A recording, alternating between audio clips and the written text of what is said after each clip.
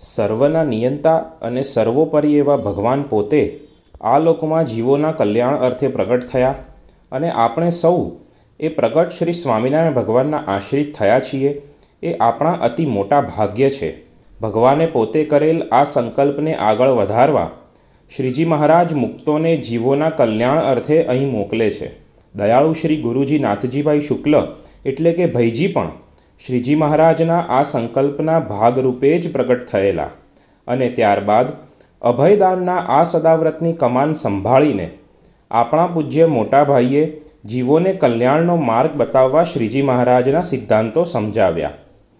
જ્યારે જ્યારે ભગવાન કે એમના મુક્તો પ્રગટ થાય ત્યારે ત્યારે તેમનો આશ્રય કરીને તેમને રાજી કરી લેવા એ જ અનંત જન્મોથી ચાલતી આપણી જન્મમરણની સંસ્કૃતિનું ફળ છે. પૂજ્ય મોટાભાઈને સેવીને ઘણા હરિભક્તો શ્રીજી મહારાજના અક્ષરધામના સુખને પામી ગયા છે અને ભવિષ્યમાં પણ પામશે. આવા જ હરિભક્તોમાંથી એક આપણી નજીકના ભક્ત પરમ ભગવદીય નરેશભાઈ હતા. આ કળિયુગમાં દુર્લભ એવું ભગવદીય જીવન પરમ ભગવદીય નરેશભાઈ જીવી ગયા. તેમની ભગવાન શ્રી સ્વામિનારાયણ અને તેમના અક્ષરમુક્તો પ્રત્યેની નિષ્ઠા જવલ્લે જ જોવા મળે તેવી હતી. તેમણે સાચા અર્થમાં પૂજ્ય મોટાભાઈને જીવનમાં રાજી કર્યા છે. પરમ ભગવદીય નંદલાલજી બાદ તેઓ આપણા મંડળમાં વડીલ તરીકે માર્ગદર્શન આપતા આવ્યા હતા. પૂજ્ય મોટાભાઈ માટેના તેમના ભાવના થોડાક શબ્દો સાંભળીએ.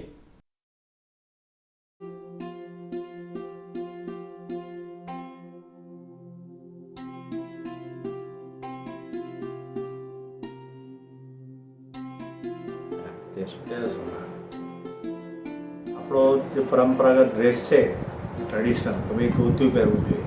તે 4 છેડે ધોતિયું પહેરવાનું. 4 છેડે ધોતિયું પહેરો તો જ તમે સંપૂર્ણપણે વસ્ત્ર પરિધાન કર્યા કહેવાય. અને તમે કોઈ પણ ક્રિયા કરો, પૂજા કરવી હોય તો તમારે ધોતિયું 4 છેડે પહેરીને પહેરવું પડે. બરાબર છે. હવે તમને એમ થાય ભાઈ મોટાભાઈ તો પ્રેક્ટિસ કરતા હતા તો કોર્ટમાં જાય તો કોર્ટનો ડ્રેસ કોડ હોય. કોઈ પેન્ટ સફેદ પેન્ટ પહેરવાનું, કાળો કોટ પહેરવાનું. પણ એ સફેદ પેન્ટની અંદર મથુરી જે લાલ કલરનું આવે એ ધોતિયાની જેમ પહેરતા કાચડી મારીને કે જેથી ધોતિયું પહેર્યું કહેવાય. પછી ઉપર પેન્ટ પહેરે. હવે આ કોઈને ખ્યાલ ના પડે. નાની નાની આપણી આજ્ઞા જે છે ને એ કેવી રીતે પાળે તમને ખ્યાલ આવે કે ભાઈ આવું કરવાનું. થોરિયા સાહેબ તો થોરિયા સાહેબ જજ હતા પણ જજની ખુરશી પરથી ઉતરે એટલે એમને ધોતિયું જબ્બામાં એમના પેલામાં ડ્રેસમાં હોય સાયકલ લઈને નીકળે. હવે નિર્માની પણ જુઓ, આવા મોટા જજ હોય.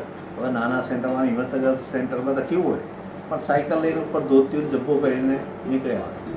કોઈને લાગે નહીં કે આ જજ છે. નિર્માનું પણ એનું તમારે પરાકાષ્ઠા કહેવાય. અને મોટાવી કાયમ ધોતિયામાં જ હોય.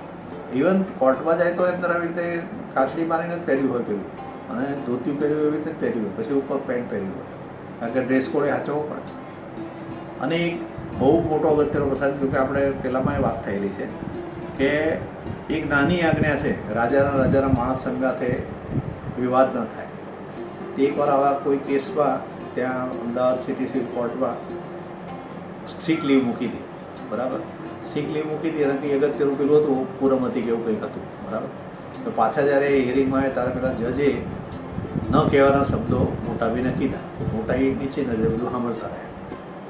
પછી એ જજ બોલ્યા એટલે બીજા બધા જે વકીલો હતા ને એ બધા જજને કહેવા ગયા ચેમ્બરમાં કે તમે કે આ તો બહુ ભગવદીય છે ને આટલા મોટા મુક્ત છે અને તમે એમ કે અમુક વચનો બોલ્યા.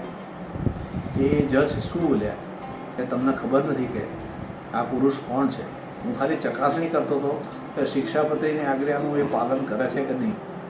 પણ કહેવું પડે કે શિક્ષાપત્રીની એક આજ્ઞા છે કે રાજાના માણસ સાથે સંગાથે વિવાદ ન થાય.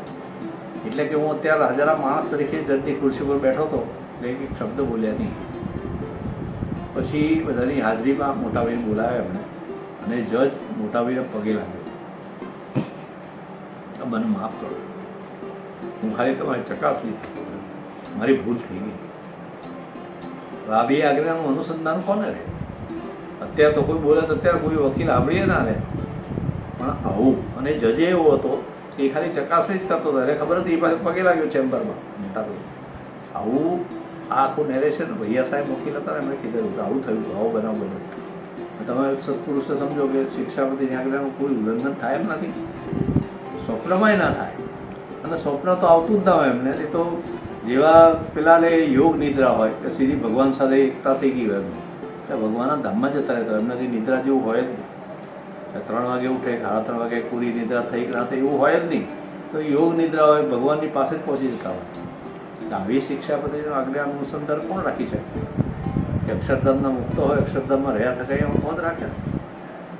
આ ઉપરથી તમને વિચાર થાય કે ભાઈ આપણે તો શું કરીએ, આપણને સહેજ કોઈ ચટકી કરતા આપણે તરત ક્રોધિત થઈ જઈએ અને ક્રોધ કરી નાખીએ. હમણાં તો ક્રોધ આવે જ નહીં કોઈ દિવસ. ક્રોધે થયેલા તમે જોયા જ ના હોય ક્યારે. નિર્માની પણ એટલું બધું હોય, તમને પૂછો, વિનમ્રતા. શિક્ષાપતિની આજ્ઞાનું અનુસંધાન અખંડ હોય, કોઈ દિવસ તેનો લોપ થયો જ ના હોય અને બીજાને ના કરવા. એમની હાજરીમાં તમે કરી જ ના શકો.